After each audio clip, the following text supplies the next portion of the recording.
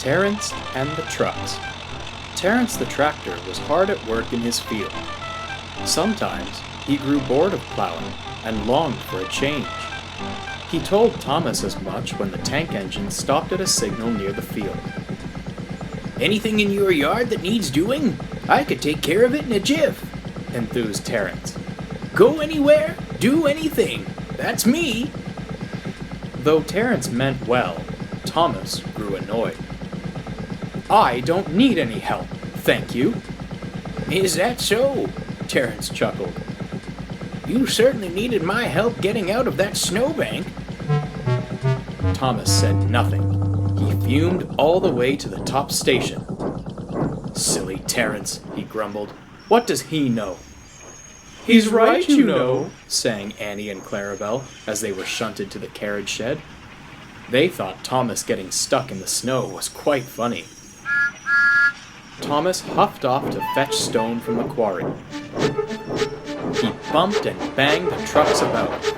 Oh! Stop! Stop! They growled. Thomas took no notice. "Don't need help. Don't need help," he grumbled.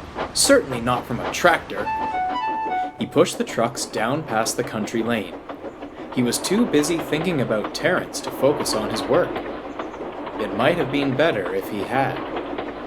After Thomas had left for the quarry, James had been sent down the branch with some goods for the top station. He moaned like anything, but had no choice. He shunted the trucks into the siding and darted back towards the junction. The station master hadn't remembered to change the points after James left. Thomas soon came bustling by. He was still thinking about Terence when Thomas braked to a halt. The trucks had derailed at the points. They remained upright, but sat crooked. They laughed and laughed, and poor Thomas was trapped. "Oh, my fault," said the station master, embarrassed. "I'll see if Edward or James can bring the crane." But James had already left with his next train, and Edward was busy on his branch line. The station master frowned. Then he had an idea. "I wonder," he thought, and picked up the telephone once more. Thomas grew impatient. "I can't be kept waiting any longer. My next train is due soon." "Not to worry, help has arrived," called a voice. Chugging into view was Terence. "You'll be free in no time," he smiled. Thomas rolled his eyes. He'd never hear the end of this. Quite soon, Terence had been hitched to the trucks. "If we can drag them forward enough, we should be able to re-rail them," said his driver. "Let's go! Let's go!" Terence said excitedly. Terence pulled and tugged at the trucks. "Ouch!" they cried. "Watch it!" Terence tugged at the trucks again, too fast and too hard. They didn't re-rail as he'd thought they would. They bounced and toppled over. Stone lay all over the line. "Settle down, Terence," scolded his driver. "Now look what you've done." Thomas chuckled.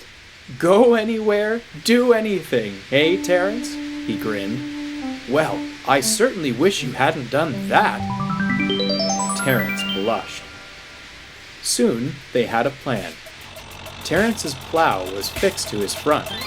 They carefully cleared away the stone, then used cables to get the trucks upright again.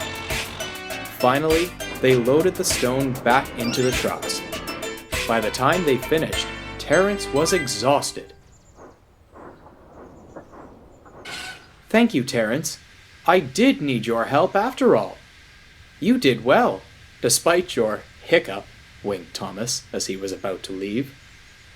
"Perhaps we should have you up at the quarry to load stone and shunt my trucks." "No thank you," huffed Terence, out of breath. "I'll stick to my fields if you don't mind." Thomas whistled as he puffed up the line. Terence was refueled before setting off down the road. It had been good to help, he thought, but for now, He didn't want to do anything but go home.